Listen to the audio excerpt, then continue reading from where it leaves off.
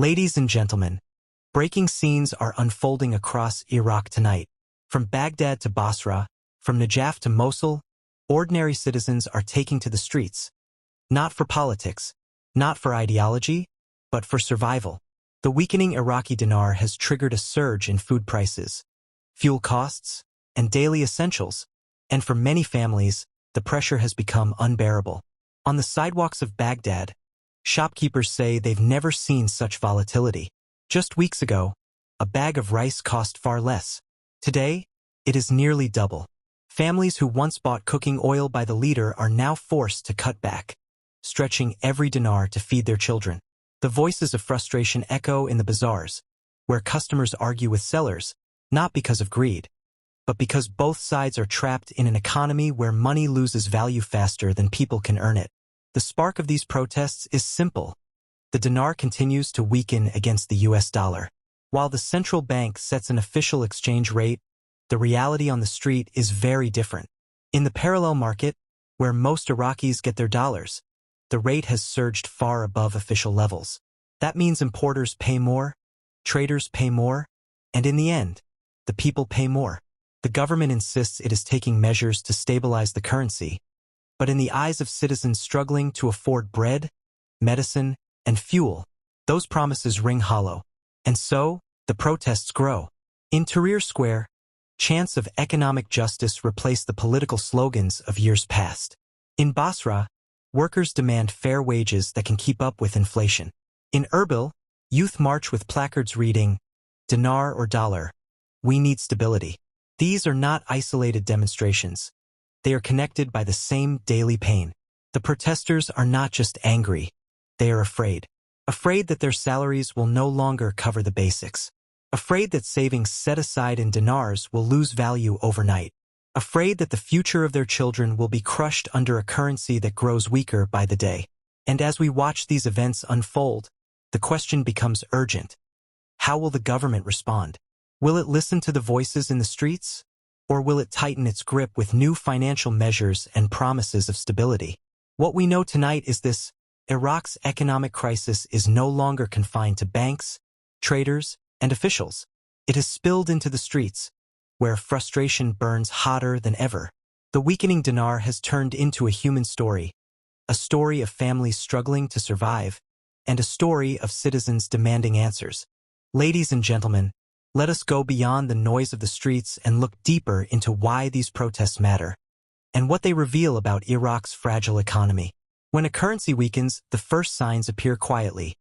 A few dinars more for bread, a few dinars more for gasoline. Families adjust, trimming luxuries, postponing purchases.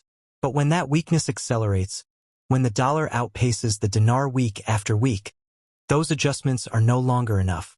Suddenly, a family earning a fixed salary finds its income worth 20 or 30% less in real terms. That gap between wages and costs is where frustration ignites into anger, and anger spills into protests. The black market has only deepened this crisis. While the government insists that the official exchange rate remains under control, the reality for ordinary Iraqis is decided in the parallel market. Importers, wholesalers, and traders cannot survive without dollars.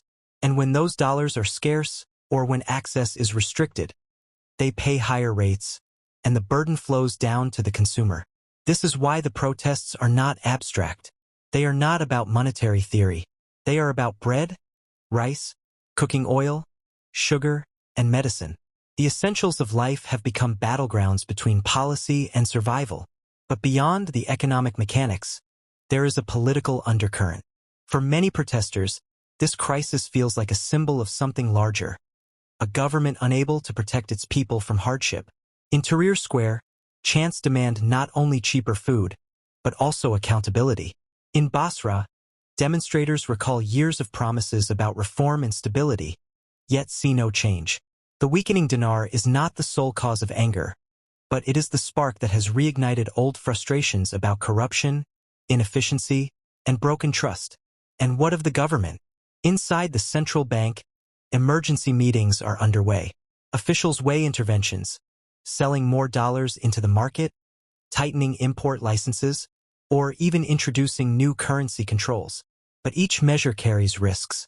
Pumping dollars into the market may stabilize prices in the short term, but it drains reserves and encourages smuggling.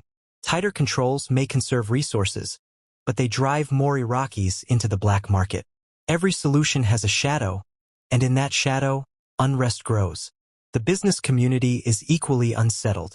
Traders fear new restrictions will choke their ability to operate. Some whisper of closing shops or cutting imports altogether if conditions worsen.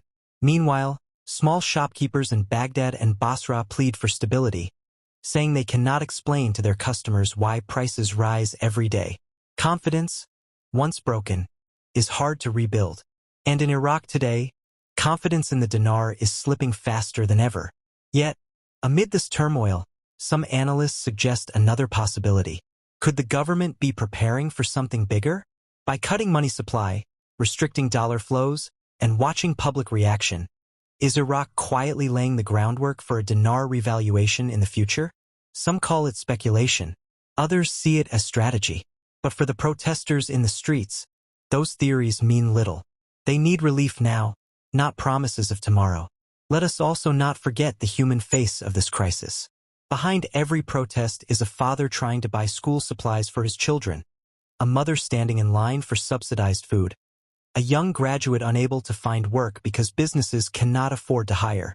These protests are not about politics as usual.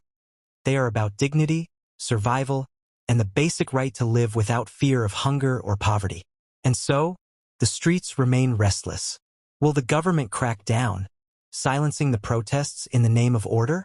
Or will it compromise, releasing more dollars and easing restrictions, even at the cost of reserves? The next moves will be decisive. For if these protests grow, they could transform from economic frustration into a larger movement, one that challenges not only currency policy, but the very structure of Iraq's governance. Ladies and gentlemen, Iraq stands at a crossroads. The weakening dinar is more than a number on an exchange board. It is the heartbeat of a nation under pressure. And in that pressure, we see the resilience of its people, demanding answers, demanding relief, demanding a future where their work and wages can sustain their families. The protests in Baghdad, Basra, and beyond are not the end of the story. They are the beginning of a test of government resolve, of economic resilience, and of whether Iraq can restore trust in its most important symbol of sovereignty, its currency. The days ahead will reveal whether these demonstrations fade into history, or whether they mark the start of a new chapter in Iraq's struggle between the dinar and the dollar, between promises and reality, between survival and collapse. And so we watch, as Iraq's streets speak louder than its officials. The people have made their voices clear. They will not suffer in silence. The question now is, will their leaders listen?